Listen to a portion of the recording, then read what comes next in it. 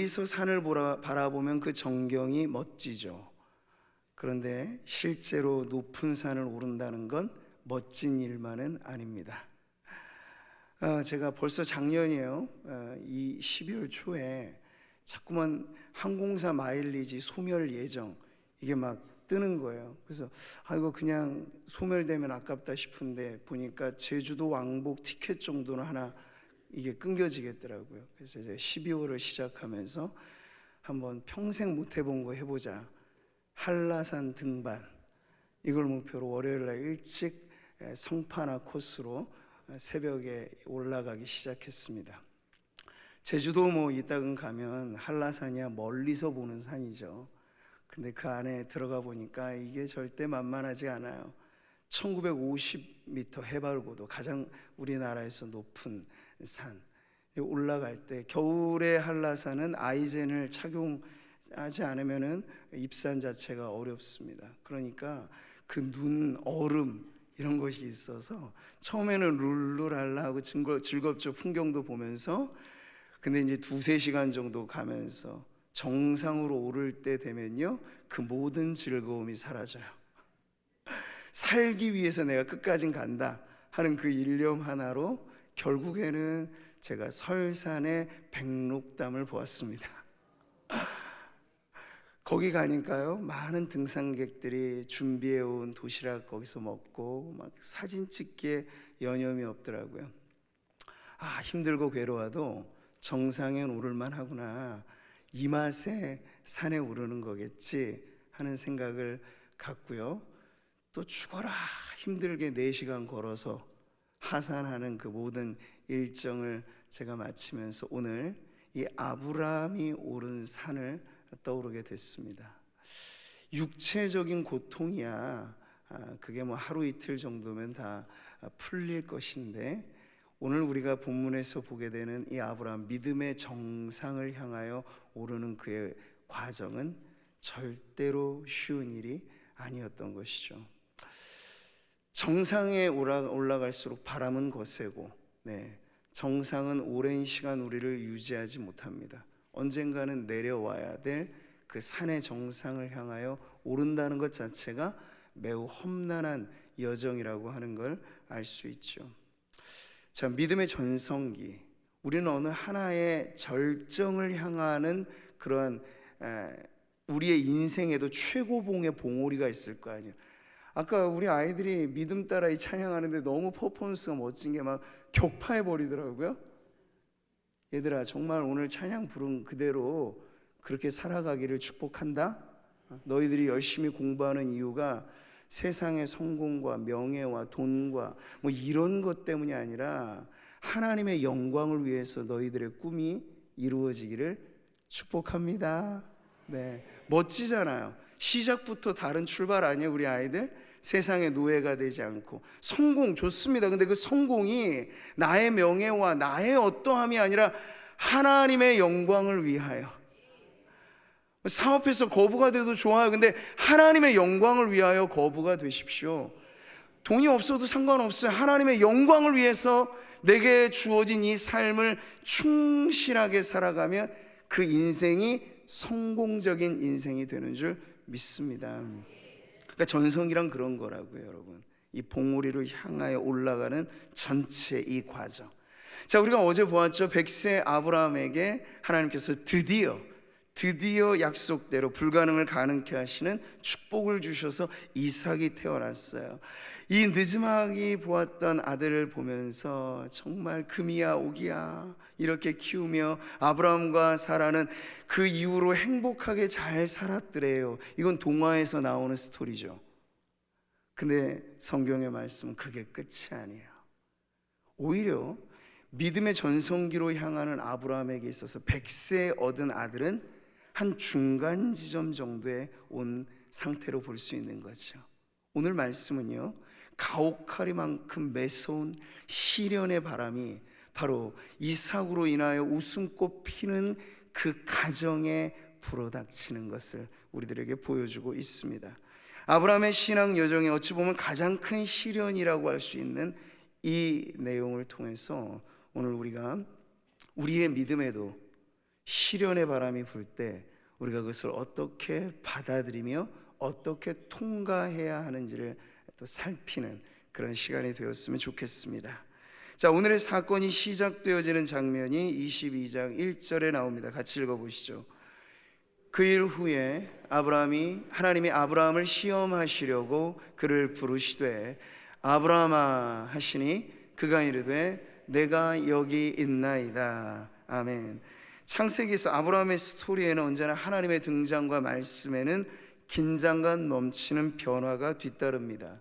자, 여기 그 일 후에 시간의 경과가 있죠. 그 앞장의 사건들 21장에 나와 있는 이삭의 출생, 하갈과 이스마엘의 추방, 그리고 그랄 왕 아비멜렉과의 평화 조약, 그리고 나서 아브라함이 일정 기간 브엘세바라고 하는 곳에 체류하는 시간들. 근데 어느 정도 이 기간이 흘렀을까 우리가 어림잡아 보면 오늘 22장에 나오는 이삭의 나이가 적어도 짐꾼 노릇하면서 아버지와 함께 이 먼 길 떠나는 그런 정도의 여정, 아마 청소년기 정도로 이르렀을 거라 우리가 추측합니다. 오늘 중고등부 연령대의 아이로 이삭이 성장하는, 그러니까 꽤나 오랜 시간이 브엘세바에서 나름 행복하게 즐겁게 보내는 시간들이었어요. 그런데 갑자기 예고 없이 하나님께서 찾아오셔서 아브라함을 부르시는 장면이에요. 자, 하나님께서 찾아오실 때 분명한 의도를 갖고 찾아오셨죠. 그 의도가 오늘 말씀해 보니까 한 단어로 나와요. 바로 시험하시려고. 아주 적극적인 하나님의 의도가 여기 나오죠. 자, 히브리어로 이 니사라고 하는 단어는 어떤 아직은 불완전해 보이는 어떤 것의 본질을 확인하기 위한 테스트라는 의미가 있습니다. 그러니까 하나님께서 지금 아브라함을 찾아오신 목적은 적극적으로 아브라함을 테스트하기 위해서 오셨다는 거예요. 그럼 뭘 테스트하시려는 걸까? 자, 여기 여러분 시험이라고 하는 단어가 우리 한글에서 똑같이 시험하니까 비슷해 보여. 그러나 야고보서의 말씀에 나오는 이것을 우리가 비교해 보면 하나님의 시험의 특징이 뭔지를 알 수 있죠. 같이 읽어보세요. 사람이 시험을 받을 때 내가 하나님께 시험을 받는다 하지 말지니 하나님은 악에게 시험을 받지도 아니하시고 친히 아무도 시험하지 아니하시느니라. 아멘. 그러니까 한글의 번역에는 똑같이 시험이기 때문에 하나님이 아무도 시험하지 않으신다는데 왜 적극적으로 아브라함을 시험하시지? 자, 야고보서에서 말하는 시험은 유혹이에요. temptation. 이건 마귀나 하는 짓이죠. 유혹하고 죄의 유혹. 이것의 목적은 인간의 무너짐에 있어요. 영혼의 파괴의 목적을 가지고 마귀는 유혹하죠. 그러나 하나님의 시험은 달라요. 하나님의 시험은 테스트입니다. 일종의 입증 절차, 검증 절차라고 할 수 있는 어떤 것에 대한 검증일까요?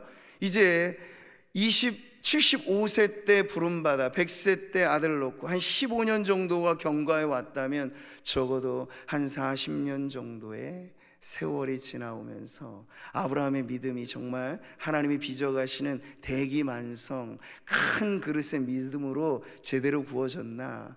네, 가만히 해서 그릇을 꺼내는 장인은 테스트해보죠. 그 결을 보고 색을 보고 이거 제대로 구워졌는가 보면서 아니면 여지없이 깨뜨려 버리잖아요. 이게 장인이 만드는 수공품의 퀄리티를 나타내 주는 것입니다. 하나님께서 지금 테스트 하신다는 건 그만큼 하나님이 마치 지금의 시기에선 아브라함이 애지중지 이삭에게 초점을 맞추고 있는 것처럼 하나님은 누구에게? 아브라함에게 초점을 맞추면서 지금 아브라함의 믿음을 계속 빚어가시는 중에 지금이 테스트할 시기다 라고 하나님께서 판단하셔서 아브라함을 찾아오신 거예요. 자, 이런 테스트를 받아야 했던 그 아브라함에게 주어진 이 시험 문제지, 왜 이런 문제지가 제출되었는가가 이제 나옵니다. 22장 2절의 말씀 같이 보시죠. 여호와께서 이르시되 네 아들 내 사랑하는 독자 이삭을 데리고 모리아 땅으로 가서 내가 내게 일러준 한 산 거기서 그를 번제로 드리라. 아멘. 여기 이삭이 그냥 이삭입니까? 하나님의 약속의 말씀, 그리고 그 말씀의 성취, 축복의 결정체 이삭이잖아요. 근데 지금 하나님께서 아브라함에게 시험 문제지를 주실 때 이건 난이도 완전히 상급의 문제예요. 근데 그 문제의 대상이 누구예요? 이삭인 것이죠. 언젠가부터 이삭이 하나님 보시기에는 문제거리가 되었다는 거예요. 누가 자초한 일일까? 이삭에 대해서 하나님께서 뭐라고 말씀하지 않았어요.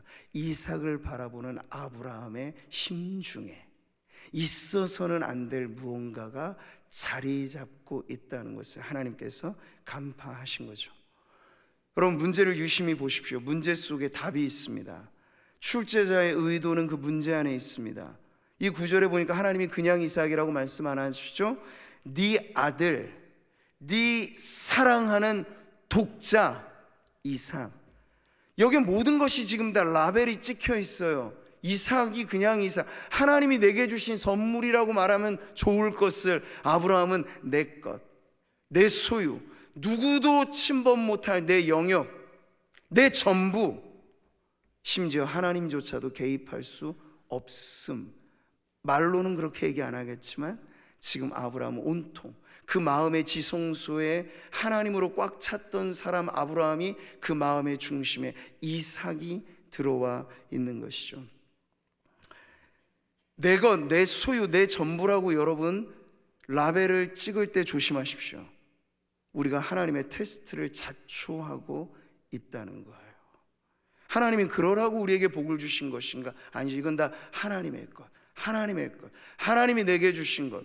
이러면 위험하지 않아요. 돈도 명예도 권세도 위험할 것 없어요. 성경에 많이 성공한 인물들 중에 얼마나 그런 부분에 있어서 세상에 영향력 있는 사람들이 많았습니까? 근데 그들의 한결같은 특징은 그걸 자기의 것이라고 말하지 않음으로써 위험하지 않는 성공을 하게 된 것이죠. 근데 지금 아브라함이 정상에 올라가는 과정에서 매우 위태로운 지점에 서 있는 걸 하나님께서 보신 거예요. 자, 아브라함의 전생애를 두고 볼 때 오늘 본문은 그 한날 밤에 이루어진 사건을 봅니다. 그러니까 저는 시간의 길이로는 아주 짧은 이 한 밤이 아브라함의 인생일 때 가장 짙은 어둠, 시련의 밤이었을 거라고 보아요. 네. 아니, 하나님, 저를 아시잖아요. 제가 하나님께서 뭐 달라 하시면 아까워하는 적이 있습니까? 다 드리죠. 근데 지금 하나님 제가 잘못 들은 것 아닙니까? 이삭이라고요, 하나님? 아니, 그것도 이삭을 번제로 바치라고요, 하나님? 여러분, 성경의 말씀을 기계적으로 이해하시면 절대 안 돼요. 아브라함도 우리와 똑같은 성정이 있는 사람이죠. 성경이 아브라함을 뭐 완벽남으로 묘사했으면 아니에요. 자기 목숨 하나 부지하려고 2번씩이나 똑같이 아내를 누이라고 속인 사람, 아브라함에겐 뼛속 깊숙이 죽음에 대한 공포가 자리 잡고 있는 사람이에요. 그런데 지금의 아브라함은 나 죽으면 죽었지 내 아들을 달라고요, 이럴 지금 입장이라고요. 근데 하나님께서 전곡을 찌르시는 거죠. 너 달라 하면 너가 아까워하지 않겠지. 근데 지금 너보다 너가 더 소중하게 여기는 그것이 있다는 걸 하나님께서 아시고 그것을 달라고 말씀하시는 거예요. 이게 그러니까 아주 매섭고 가혹한 시련의 풀무불이라고 여겨지는 거예요. 오늘 2절과 3절 사이에는 사실 한밤의 시간인데 아브라함이 이 시험 문제를 풀기 위해서 여러분 얼마나 신앙으로 고뇌하면서 이 밤을 보내었을까. 어떤 분들은 이 한밤의 경과 시간이 성도들에게는 1년이 되기도 하고 10년이 되기도 하고 평생 하나님이 나에게 원하시는 바를 종잡지 못하고 핵심을 비껴가면서 계속해서 그 시간을 보내는 이들이 참 많아요. 근데 아브라함이 그래도 이 시기에 참 큰 그릇으로 빚어졌다 하는 걸 우리가 알게 되는 건 그 한밤이 지나고 나자 성경에는요 아브라함의 행동이 보입니다. 마치 예수님께서 겟세마네 동산에서 피땀 어린 기도 이후에는 침묵하시죠. 이제는 말의 시간이 아니라 행동의 시간이라는 걸 이제 보여주시는 거예요. 겟세마네 지나 갈보리까지 예수님은 행동으로 그 믿음을 보이셨어요. 정확히 아브라함이 그 모습을 미리 보여주고 있죠. 3절의 말씀을 같이 보세요. 아브라함이 아침에 일찍이 일어나 나귀의 안장을 지우고 두 종과 그의 아들 이삭을 데리고 번제에 쓸 나무를 쪼개어 가지고 떠나 하나님이 자기에게 일러주신 곳으로 가더니. 아멘. 여기 이제 이후에 아브라함의 행동에는 막힘이 없습니다. 거침없이 이어지는 그의 믿음이 그의 행동으로 입증되어지는 그 모습을 보여주고 있죠. 지금 아브라함이 체류하고 있었던 부엘세바로부터 모리아산 그 지역의 산, 거리로 말하자면 근 100km 정도, 그래서 꼬박 부지런히 걸어서 3일길에 이르는 그 길에 지금 아브라함의 일행이 뚜벅뚜벅 그 길을 향하여 누군가에게는 운명의 산이 될 그곳을 향하여 가고 있어요. 근데 아브라함이 이 행동을 결단한 이후에 아브라함의 마음에 무언가 묵직한 것이 자리 잡고 있다는 걸 곳곳에서 볼 수 있죠. 5절의 말씀이에요. 아브라함이 종들에게 이르되 너희는 나귀와 함께 여기서 기다리라. 내가 아이와 함께 저기 가서 예배하고 우리가 너희에게로 돌아오리라. 아멘. 사실 실제로 말하자면 돌아오는 길은 혼자일 길이었을 거예요. 하나님께서 손 쓰지 않으신다면 결론은 똑같아요. 번제로 드리고 온 아들이 어디 있겠습니까? 돌아오는 길은 혼자예요. 근데 아브라함은 믿었던 것이죠. 내가 하나님 앞에 내 아들을 드릴 때 나는 그 방법과 그 하나님의 역사를 헤아릴 수 없겠으나 하나님께서 반드시 우리 이삭을 살려주시리라. 돌아오는 길의 그 믿음은 이미 마음에는 이삭을 수없이 많이 마음으로 번제로 드리는 연습을 했을 겁니다. 그게 한 번에 이루어질 사건이 아니기 때문에. 그러면서 아브라함의 마음에 차오르는 그 믿음은 하나님이 분명 무언가 역사하실 것이야 하는 믿음이었어요.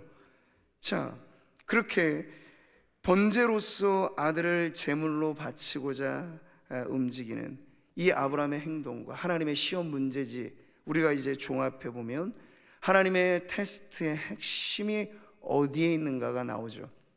그것은 바로 예배입니다. 예배예요. 아브라함은 12장에 등장하면서부터 줄곧 제단의 사람이었죠. 가는 곳마다 예배하는 것이 아브라함의 일상이었습니다. 아브라함의 중심에는 늘 하나님이 예배의 가장 중요한 경배의 대상이었어요.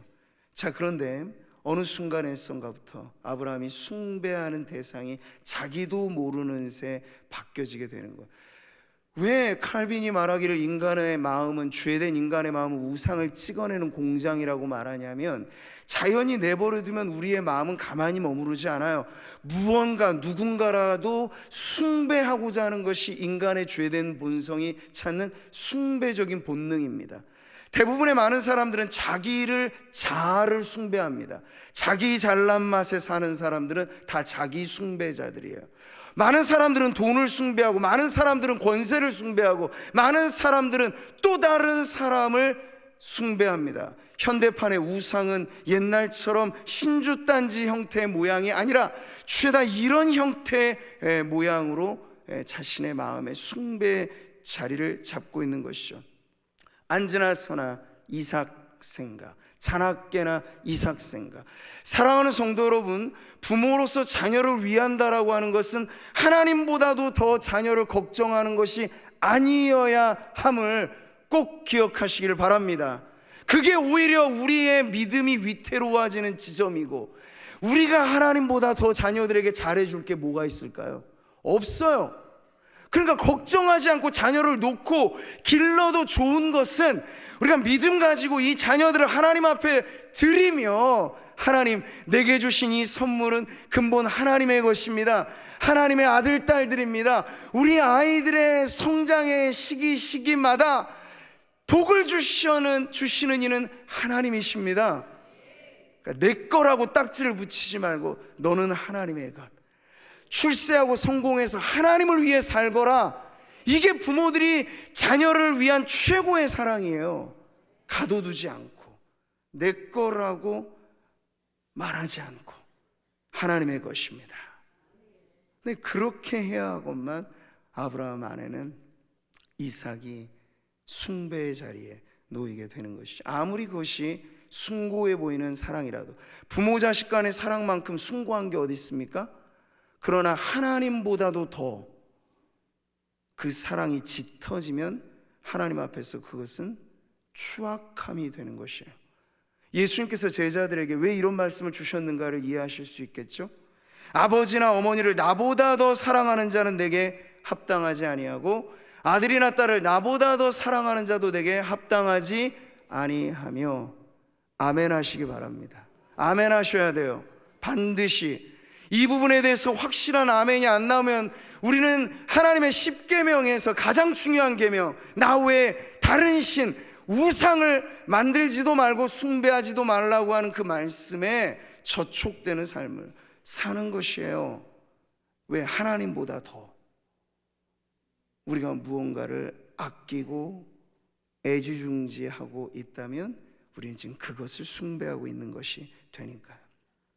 하나님을 믿는다는 건 그냥 막연히 하나님을 아는 게 아니고, 하나님을 믿는다는 건 나의 필요를 위해 하나님을 끌어당겨서 그냥 도움의 존재로만 사용하는 것도 아니고.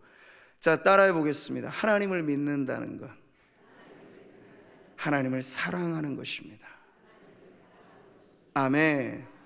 근데 사랑도 그냥 사랑이 아니에요. 이것저것 우리 다 사랑하죠. 사람도 사랑하고 짐승도 사랑하죠. 다 사랑한다고 말하죠. 그 사랑하는 대상들 중에 하나가 하나님 안 된다는 거예요. 하나님을 향한 진실된 믿음은 사랑인데, 그 사랑은 어떤 사랑? 같이 크게 읽어보세요.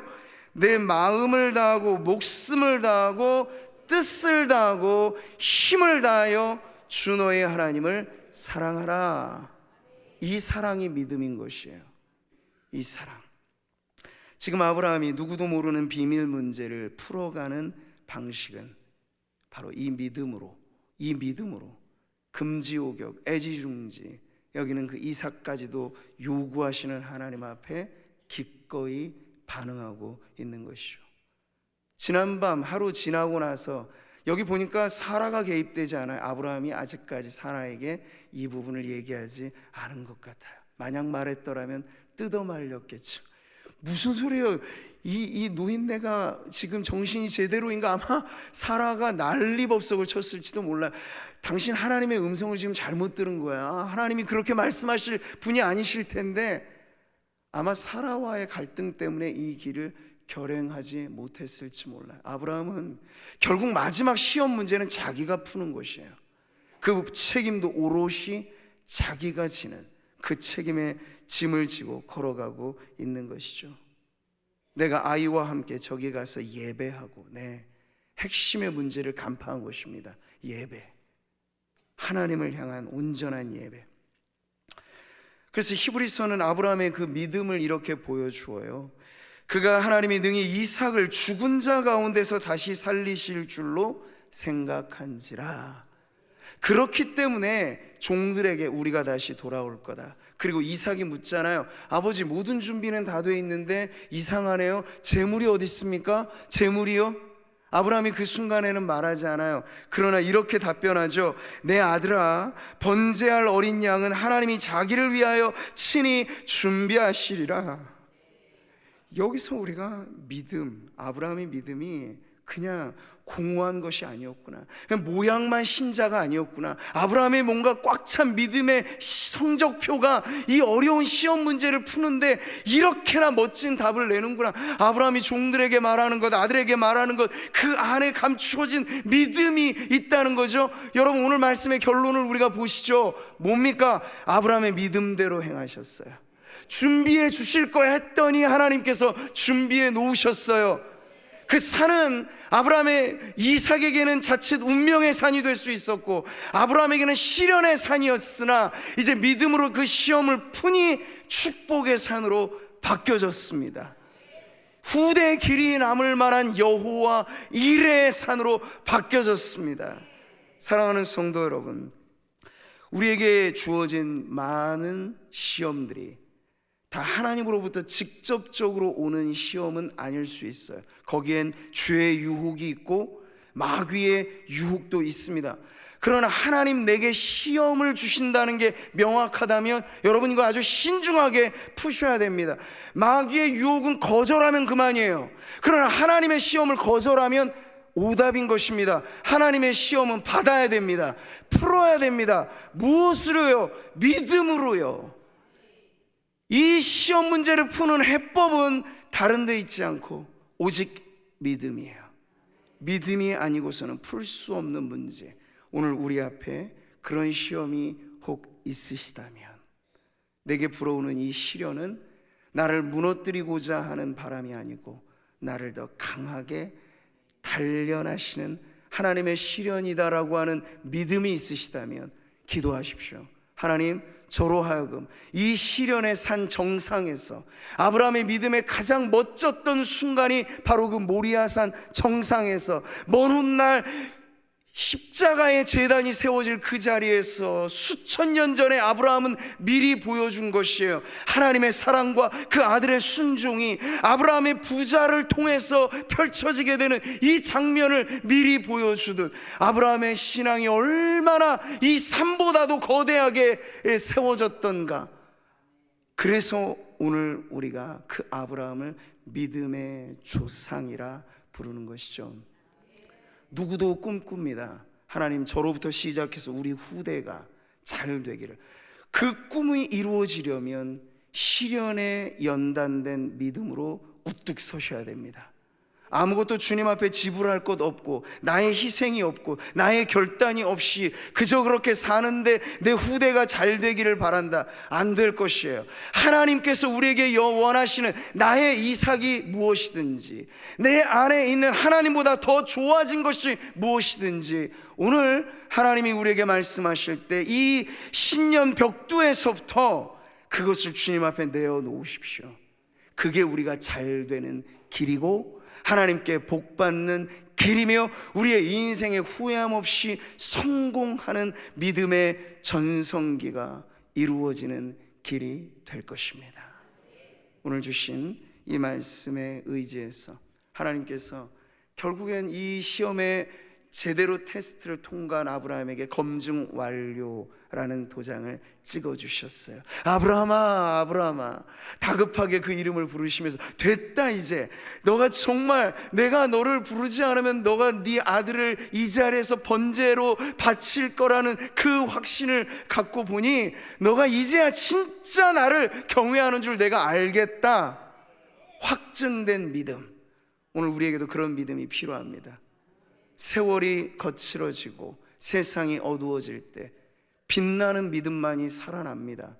그 빛나는 믿음, 검증 완료된 믿음, 시련에도 굴하지 않고 우뚝 서는 믿음, 그 믿음의 최고봉을 향하여 나아가리라.